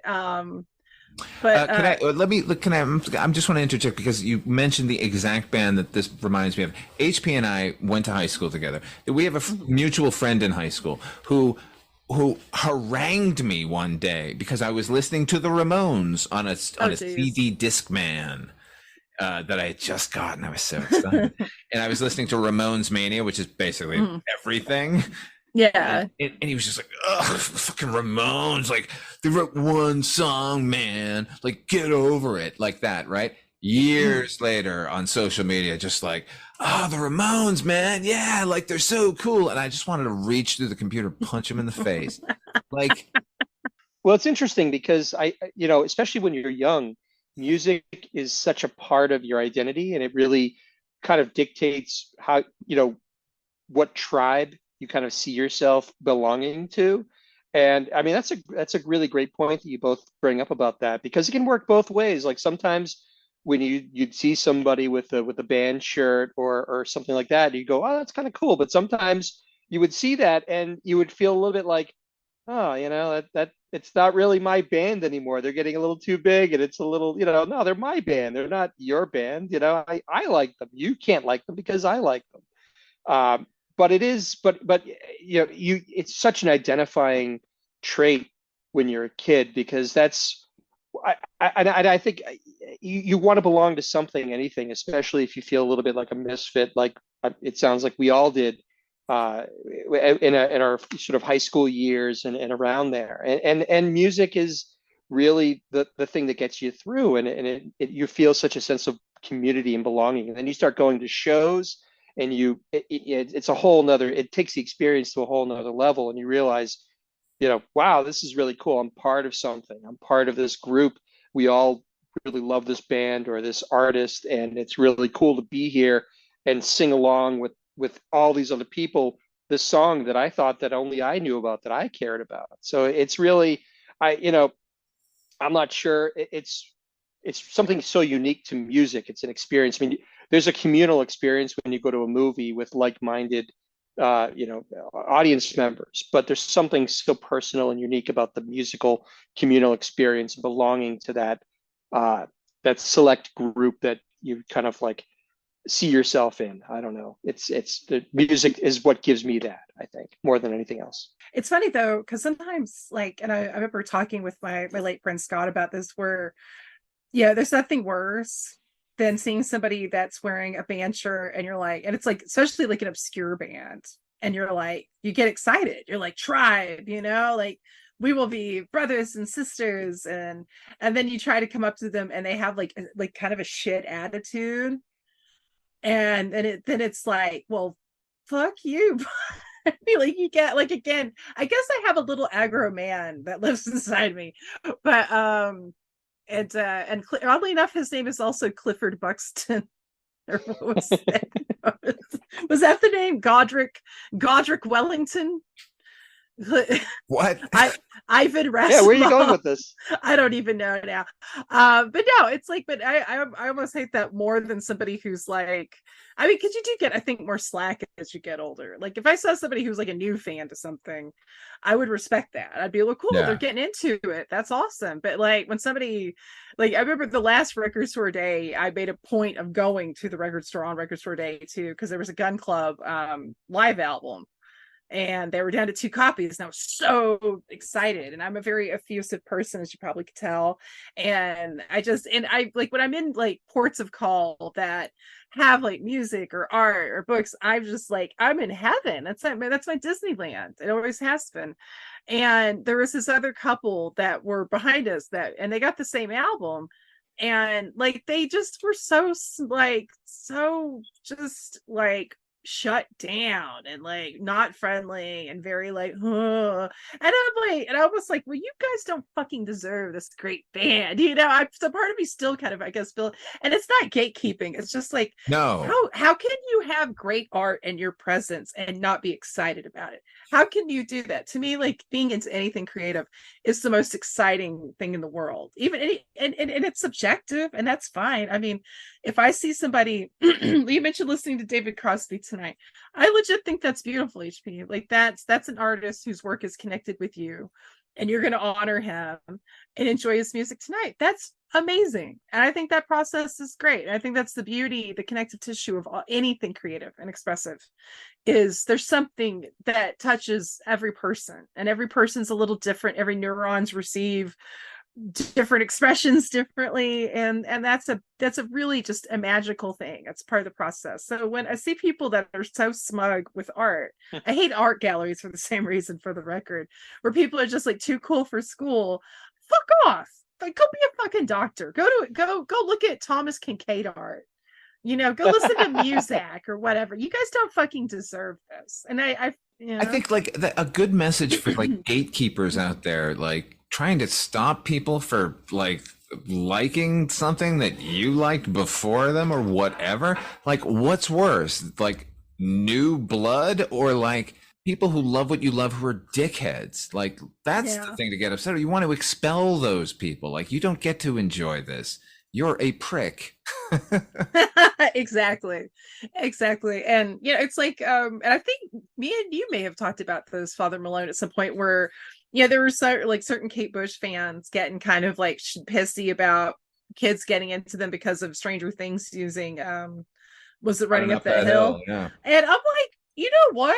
I'm like, finally, like, because honestly, I got into Kate Bush in the 90s when people were, listening to Nirvana and grunge. Like, I was an outlier because I was into Kate Bush and Roxy Music and the Tubes, and later on Wall of Voodoo, the Cramps, and the Damned, and all these other bands. And I'm like, cool. Like, man, no, I love Kate Bush. Everybody should listen to Kate Bush. Like, who cares what ways anybody gets into something? Like, to be so fucking up your own ass about, yeah, some of these kids weren't alive when you got into Kate Bush. Okay, sorry, calm the fuck down. And that includes me. I mean, there are kids that were born in 2000 that are probably listening to it, and I'm already old enough to vote as I hear the cold wind of mortality behind me. But no, I mean, and that's the joy of music, is any way you can find it, any way you can connect to it is awesome. And like HPU mentioning Bandcamp, I've been discovering some amazing new bands that via Bandcamp, and which is always my point, where I hear people, and people that are honestly way too young to be saying this shit. They're already sound like their parents, where they're like, oh, well, music was better when I was a kid, or we were kids, and there's always good music. There's always great art. You just have to be open to it, and you have to know where to look, and you have to dig. You have to work for it. Rock radio was honestly never perfect. And I never really was lucky enough to grow up with a cool, quote unquote, station. I mean, but I know, like, in the 70s, there were a lot more cool stations because you didn't have the clear channel strongholds that we do now.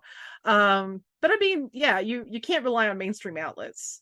How are you discovering new music these days? Like, are there websites you're going to? You already mentioned Bandcamp, we both did. But how do you discover new music these days? What are your outlets? Let me start with you, Heather. Oh man, I being like the little like trash panda that I am, like, I like to forage. Not in dumpsters. Music dumpsters. Yes, musical dumpsters. Which is the name of my new zine. I have different ways. Like, actually, Spotify has just kind of, because the thing I love about Spotify is you could look up other people's playlists, and so if there's one band you're into, you could see what playlist has these bands, or I'm looking for a genre, and you can find that. So I've discovered new bands like that. I've discovered there are people on YouTube that will make mixes of new music. There's one YouTube channel in particular called there's actually two channels. One, and the YouTube channel name is Yami Spreci, and I'm putting an accent on that because I'm assuming it's foreign, and I'm probably fucking that up, but my heart is in the right place here.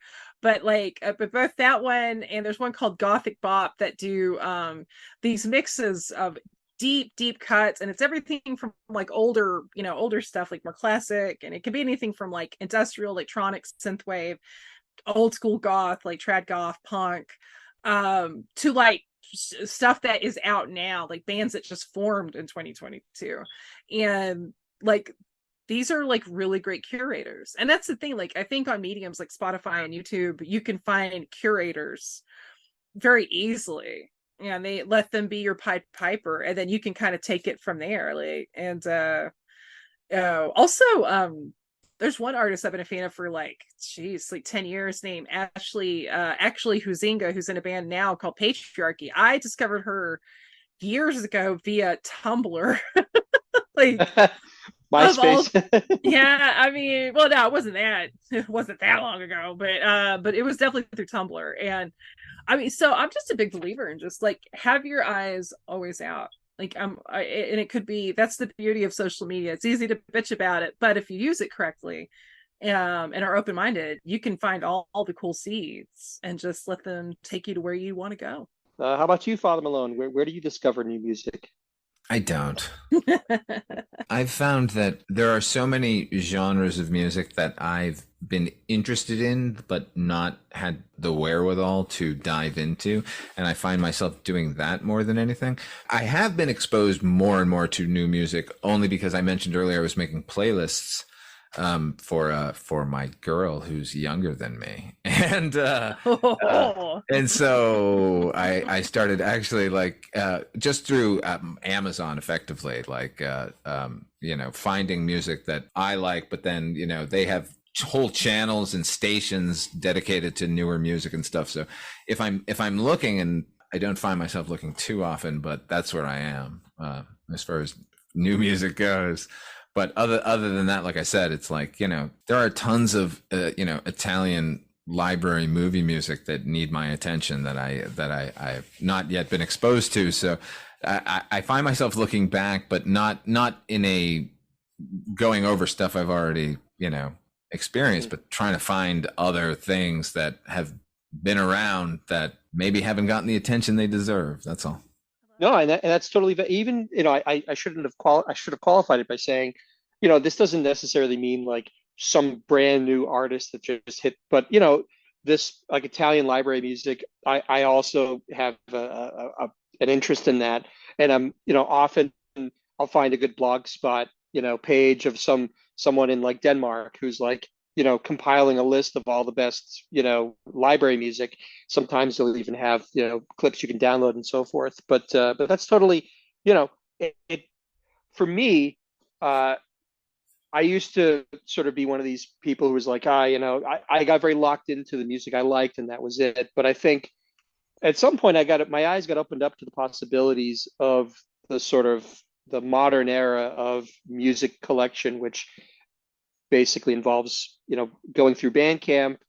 I even though it sometimes gets a little too hipstery for me, I do check the reviews on Pitchfork, because every once in a while I'll be exposed to something that I wouldn't otherwise, or a style of music, and then I'll go, well, that sounds interesting. I'll chase that up, and because it's so easy to find a YouTube clip or a video from a certain artist, you at least get a sense for, well, this is something that I can chase up, and maybe I'll pick something of theirs up a disc, or maybe I'll buy something of theirs off of Bandcamp, and I'm off to the races. But certainly Bandcamp is one of my primary go-tos, just because anything that comes into my head, the search engine I find is really good.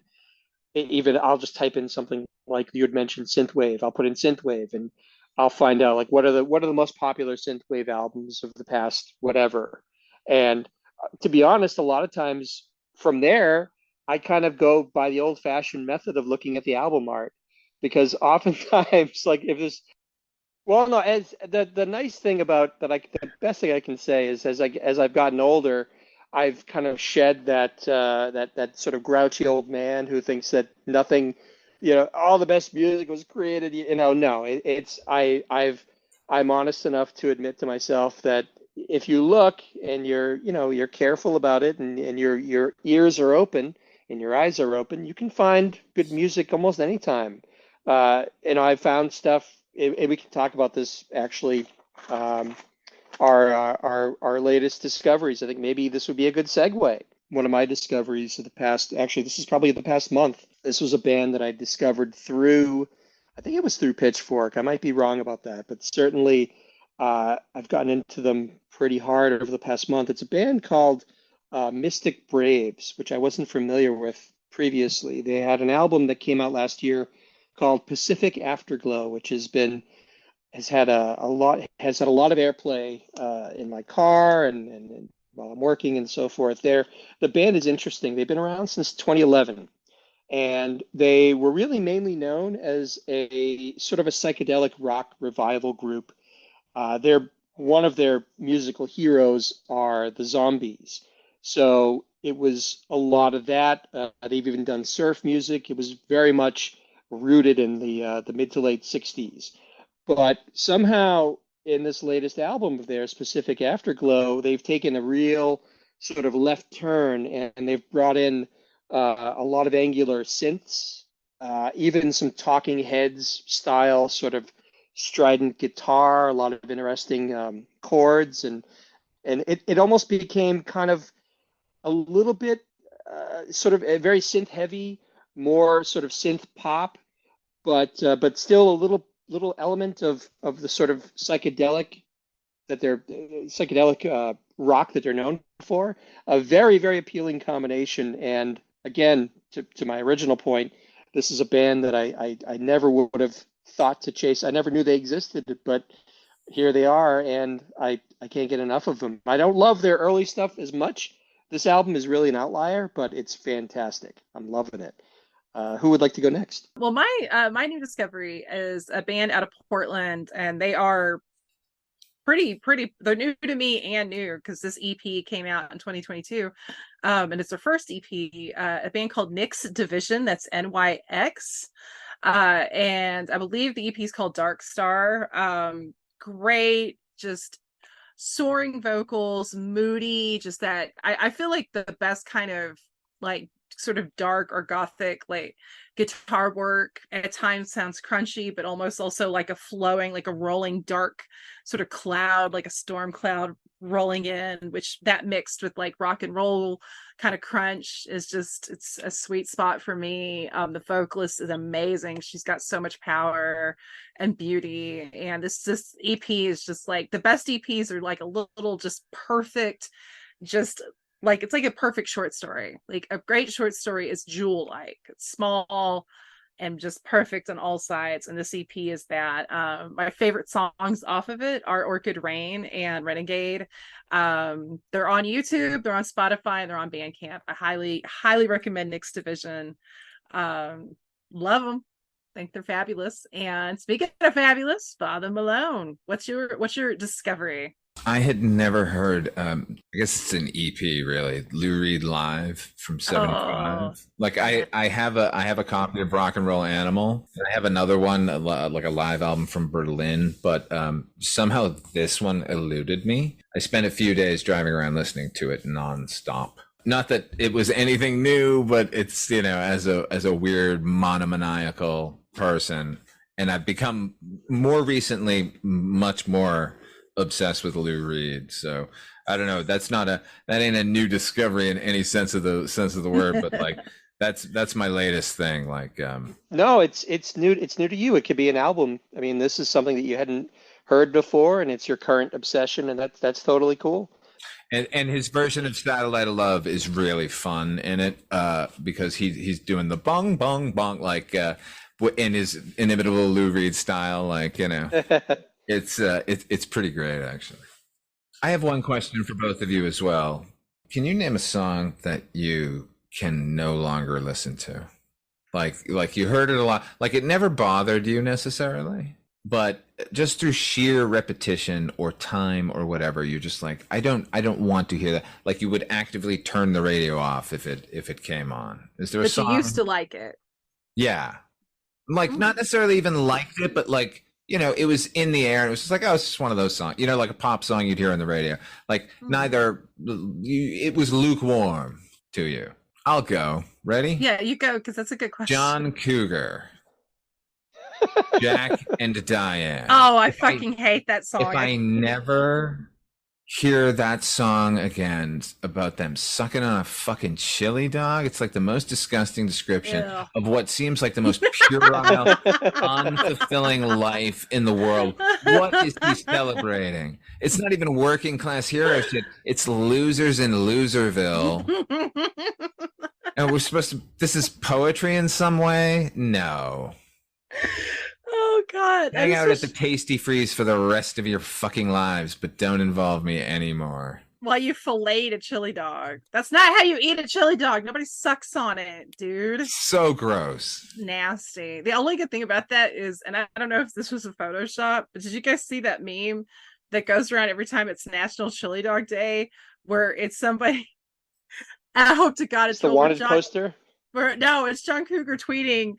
He's quote retweeting somebody tagging him because of Jack and Diane's chili dog thing, and he's like, if one more, like, please stop fucking tagging me. This shit, like, he seemed really mad, and I was like, ha ha ha, karma. Ooh, your nectar is so sweet. Yeah, no, I can't. And honestly, that whole, I don't know if we really have the equivalent of that nowadays as far as like major popular artists, but that whole thing of like, I'm the everyman. And it's like, you make millions of dollars. Seriously, you're not the everyman. You're not Woody Guthrie. You're sucking on a chili dog, dude. That's he was nasty. born in a small town. Ugh. Gonna hang out in a small town. From what I heard, he is the most miserable asshole on the planet. Like, just somebody who's got no time for anything. He's just kind of a prick. I don't know. That's what. What's that make Meg Ryan? The show is taking a gossipy turn, y'all. It has.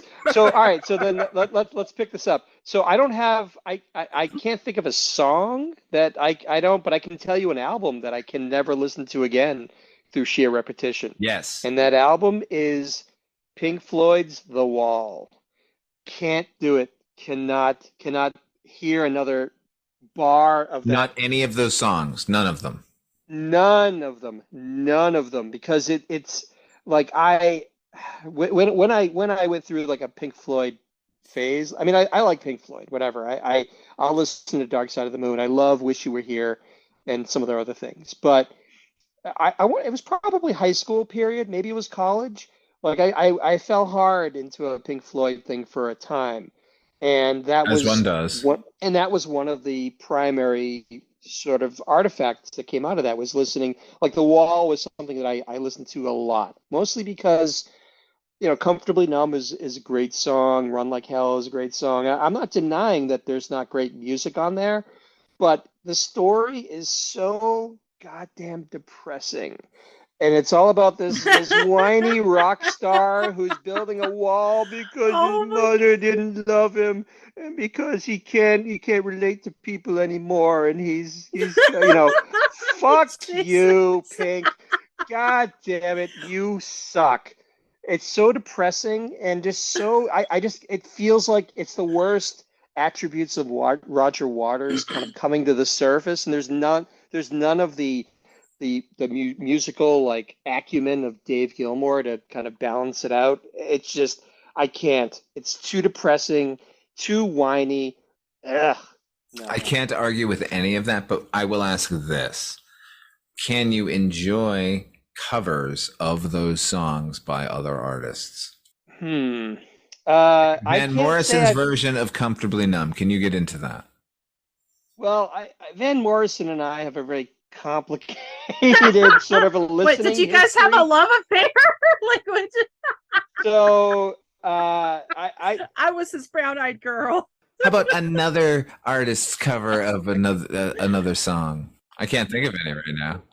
What about Thomas Dolby's inimitable impression as the as the school teacher. Here's an interesting here's a bit of trivia for you, and this is another piece of formative musical history by HP. You're referring to The Wall live in Berlin after The Wall came down. Yes, of course. You know what? I can tell you what I was doing on the day that concert took place. You were at what I was throwing bricks. No.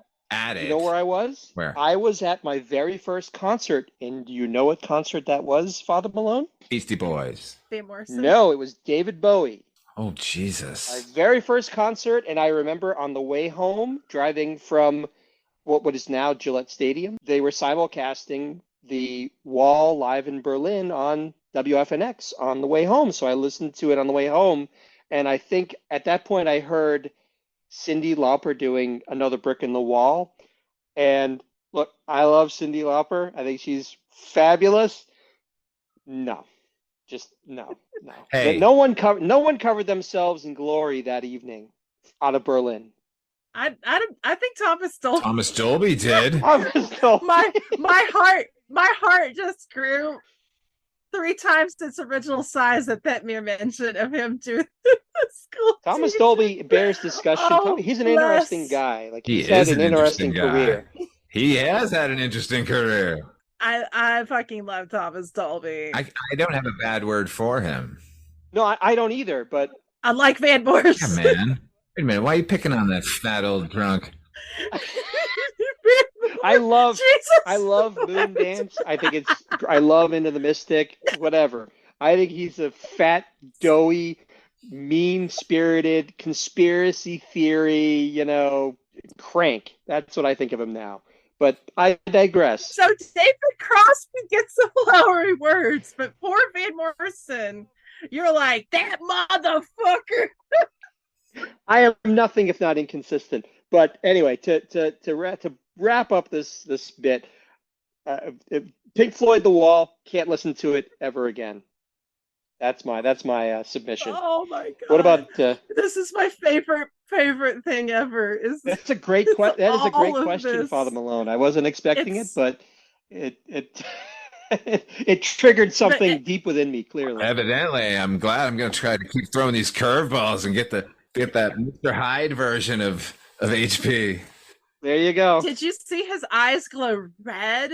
He's really mad at Pink Floyd, man. He's really mad at Van Morrison too. You're like, that fat bastard. Is it hot in here? Is it me? Is it hot?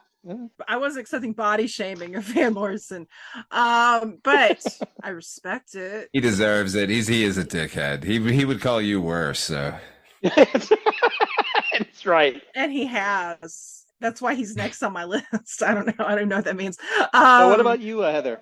That is an excellent question. And honestly, I had a hard time thinking of something until you mentioned The Wall. Because at first, like when I think of songs I have to turn off, that isn't something I've always just been like bleh about. I was thinking of Suicide's Frankie Teardrop because that song is terrifying. Oh, it's awful. And I love Suicide, but that I to this day I've never finished that song because it makes me literally feel like, and I don't believe, not to get all religion, I'm spiritual. I don't really believe in like classical hell or the Satan or whatever, the Satan as we call him. But if the Satan is real, he's gonna come up out of the floor while you're listening to Frankie Teardrop by Suicide. It's like terrifying. Yeah. But I love that band and I respect it. I respect that song. It's nothing like I hate. But when you talked about The Wall, it clicked. And not because The Wall, I actually love The Wall and I consider it one of my favorite Pink Floyd albums. But I get it. I get it because I mean, as far as something that has been played a lot, I totally understand that. I love it. None of that has worn out its welcome for me. But the Pink Floyd album that has, and if I never heard one song off of it again, I will not miss it, is Dark Side of the Moon. Crisscross. I know. And again, I get it what people, and I love Pink Floyd. I'm not a hater. Dark Side of the Moon to me is one of the most boring albums. I think it's overrated. But like I said earlier, it's all subjective too. I mean, it's overrated for me, but that doesn't, obviously it's not going to be overrated for a lot of people. I will say, I was not predicting, I thought I was going to be the scamp of this episode. HP, look at you, low key rapscallion of Noise Junkies. Oh, I don't know. Hot take McGee. I love I it. don't know. It's like it's something. When Father Malone asked that question in particular, I like you. I was searching my mind, like what song? Like I have a few that I could, but then just something clicked in my head, and I said, wait a minute, I haven't listened to that album in years and years and years, just because it was so like, and I can say objectively that it's a great album. It's produced by Bob Ezrin. It's amazing. The sound is incredible, and there's some really classic songs. But personally, it was just through repetition and through. It's just a very dark, depressing album, and it's something that it's not an experience that I relish. Go experiencing over and over and over again at this point. It's just such a harrowing journey that I'm done with it. And like I said, I'm not. I Roger Waters is fine, whatever. But I do think that album, like he was going through a lot. He as he does, and I think it just embraced a lot of the worst impulses because it really grew. I think if I remember the story correctly, he kind of the genesis of the album was he was at some show and he was getting into it with some audience members and he ended up spitting on the guy while he was playing, and that affected him, and he made him think about what it meant to be a rock star, and that's fine and dandy, but I'm done with it. I can listen to Dark Side of the Moon. I don't disagree that it's not a thrill a minute album. It's really, it can be the sort of, it can be the fish tank in the background while you're doing other things, and I don't think it cheapens it, but for sure, yeah, it's been said. I've said my piece. But you gotta put on the Wizard of Oz. Oh, come on. You guys know. You two know my heart and soul with this. It's going to be the Wazard of Oz. Oh, Mort Garson. We got to have... Put on some more motherfucking Garson, babies. Also, Wish You Were Here would be a close second. I also am not a fan of that album. I think it's really... See, it's funny. Everything you're saying about The Wall, that's actually how I feel about Wish You Were Here. I find it dreary. The Wall for me is dark, but it's the kind of dark I like. I can kind of get nestled into. I think more and more I'm realizing about myself, though. I mean, my number one favorite member of Pink Floyd is Syd Barrett, because my absolute number one favorite album is Piper at the Gates of Dawn. That's the one I listen to the most. I love it. The Wall would be probably number two. Roger Waters. I think more and more I prefer Waters over Gilmour. And Gilmour's a phenomenal fucking guitarist. I'm not taking anything away from him. Everybody in that band is great. Like, there's not a sore spot. What Father Malone's making like laser eyes at me. What? Oh no, I agreed with you about David Gilmour being a fantastic guitarist. That's all. But Roger Waters is just a problematic human. But life is problematic. Exactly. I'm not judging anyone's art here based on their sort of personal beliefs necessarily. Like I don't need to like want to punch John Cougar in the face to hate that fucking tune. Yeah. And I'm not going to hold Roger Waters accountable for that album he wrote back in like 1978 for his current political views. I agree with you. Like I think Dave Gilmour's a fucking fantastic guitarist, but those songs are Roger Waters, like that. Yeah. And there's a lot of those tunes that I can pull out of The Wall and sort of separate it from the nonsense of the storyline, because who cares ultimately? Like it made a good movie, but like as a narrative on an album, I don't really care. But the songs themselves are so fucking good. Oh my god! Even like, I mean, come on, like, ooh, I need a dirty woman, and you got that little part like, boop boop, hello. Like, I love that shit. I love the little like phone operator. And actually, one of the last movies I like that made me cry was when I rewatched The Wall. Like, it's the scene though where he's a kid and it's during Mother, which that song is so heavy.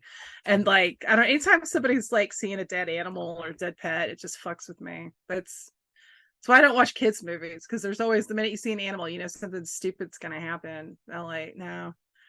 I'm gonna watch a movie where like Radu drinks the blood of villagers and subspecies. That is heartwarming for me. Oh, that's, you got to have priorities. Slay all the humans, I say. Yeah, that's especially Van Morrison, apparently. Evidently. HP, I kept thinking I thought you were gonna go somewhere where you're like, I lent him some money. No. That churl, that varlet will drink the black sperm of my vengeance because he did not. Van Morrison, and maybe he's a good guy. He's not. I suspect he's probably just a crank, but it is what it is. I didn't like his version of Comfortably Numb even before I knew. I mean, I didn't even know who Van Morrison really was at that time. I just saw this sort of like, I don't know, and that was probably close to prime time for my love of The Wall. I was probably most enamored of the album at that time, and maybe that's why I have such a visceral reaction to him singing it, or any of them for that matter, because let's be honest, none of the covers done during that landmark sort of concert could hold a candle to the original album, right? I mean, there's just no way. What about Thomas Dolby? HP. He gets a pass. Oh my God, I'm literally... Thomas Dolby's school teacher is better than Roger Waters' school teacher. I'm pulling that shit up when we get done recording. I'm not even joking. I need this in my veins before I go to bed. I have to, go into La La Land. I need Thomas. I'm seriously, and that's filters. Dolby. We were talking about YouTube earlier, and I had this notion in my head, like I had this dim memory of a song that he did. A video he did called Hyperactive. Oh, it's a brilliant video. Yeah. I said to myself, like, was that song as weird as I remember it? Like, did he really pitch his voice up like an octave? And I said, sure enough, there it is. He did that. It actually happened. Oh, you know who directed that video? Me. I was 12, but I had an eye. It was Father Malone. Our Noise Junkies own Father Malone. No, it was Thomas Dolby. Oh my God, really? Yeah, oh, wow. Seriously. Yeah, no, he that's the kind of genius this dude is, because HP, you're 100% right. Like, this man has always been one of the most forward-thinking sort of creatives. And also, for any of you cult film fans that might be listening to our Noise Junkies episode, Father Malone and I talked about Rockula with Chris on Culture Cast. Yeah, that's true. Where Thomas Dolby plays a Van Helsing proxy. Have you seen Rockula, HP? Oh, you know what? That's so weird. I just came across Rockula. I'm sure I knew it existed, but I don't know. I think it was actually today. This is so freaky. Yes. I was just kind of like going through, I was half working, half going through like other stuff. And there it was. It was like you talk about Fred Flintstone meets with Rockula, and there was something else. No. That's not what you're talking about? Fred Flintstone. This was a movie called Fred Flintstone meets Rockula and Rockenstein or something. I don't know. I'm totally serious. I thought that's what you were talking about. No. Oh my God. No, there's a film from 1989, 1990 called Rockula, just called Rockula, and it's got Dean Cameron, Tony Basil, Thomas Dolby. Was it B.B. King? Was it Father B.B. Malone? King? Oh no, it was Bo Diddley. It was Bo Diddley. It's worth $50. The lead singer of Wire Train, which is a really good and unjustly underrated sort of post-punk new wave band from the 80s and 90s. They opened for Bob Dylan, Father Malone. I didn't see them on tour. I've seen Dylan a bunch of times, but I want to see the Van Morrison tour where we go with HP and we do the like sort of shitty punk thing where we're just like fold our arms and just stare at him. Stare. And then at one point, HP, you look at him and do that like that eyes gesture with your fingers, like this means you, motherfucker. I'm gonna go, yeah, do Comfortably Numb, you. No. Yeah. Also, when I think of Van Morrison, I think of two things. My boo pointed this out years ago that, and I just like saying that, my boo. Moon Dance, he does this really dumb thing where he's like, yeah, and I can't unhear that now. I'm like, I anticipate that weird throat warble. Also, my beloved, my Lester Bangs, one of my art heroes, loved Astral Weeks. as one of his favorite albums, and I actually found a very, and I reiterate, very cheap used copy in the wild, and I bought it. So I do plan on delving into that just to see what Lester. I love Lester Bangs. I don't. And granted, the thing is, like, you don't always have to agree with your heroes either. I mean, there was a Grateful Dead album that Lester loved too, and I'm good on that. But Astral Weeks is awesome. Is the answer to that question. It's fucking fantastic. I'm looking forward to it. It's Celtic magic, Celtic jazz magic.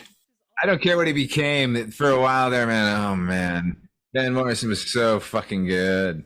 Can we change my name to Celtic Jazz Magic? Yes. You should. All right, gang. Well, thank you guys so much for joining us on this inaugural episode of Noise Junkies. We're looking forward to taking you more and more on these various journeys that we're going to. We have a lot of great episodes planned, and we're looking forward to getting the ball further going. But in the meantime, I want to thank my illustrious co-host. I could not be the luckiest person in the world without getting to do a show with Father Malone and HP. Guys, thank you so much. Is there anything, I'll go with you, Father Malone. Is there anything you want to plug real quick? Yeah, I got a ton of shows that I do over at weirdingwaymedia.com. My newest one is Astounding Tales of the Public Domain. Those are enhanced audio performances of classic sci-fi things. And just a lot of other stuff. Go to fathermalone.com too. I have a lot of video nonsense that you might enjoy. I highly recommend everybody doing that. Also, Weirding Way Media, go to the YouTube. There's Facebook. It's all over social media, Instagram as well. What about you, HP?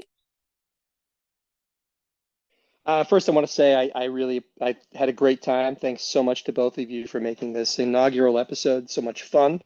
You can find, I too am all over Weirding Way Media. Myself and Father Malone, we have several podcasts, including Wolf and Raisin, the Banachek podcast. We do Night Mr. Walters, a taxi podcast. I've guested on the Culture Cast with both of you, of course, as well as myself and Chris. And and this great podcast. So go to Weirding Way Media and check out all of our cool stuff. I also am a musician, and I've did the theme song that you guys heard, and we'll hear in the outro. And I've done all sorts of fun stuff with Father Malone. So the bumper you heard. Check it out. HP made that too. This is awesome. What about you, Heather? Yes, indeed. You can find me over at my website, mondoheather.com. I am a film, culture, music writer, esoteric goddess, if you will. So come find me over there, and as well at social media, Instagram, Twitter, and Facebook. You could look up Heather Drain, but be careful. There are false Heather Drains they seem lovely, but they're just look for the weird redhead. Or at Mondo Heather. I'm also on Patreon. So look me up. But in the meantime, guys, be good to each other. Stay safe. Stay spooky. And keep listening to the tunes. We will see you and hear you later.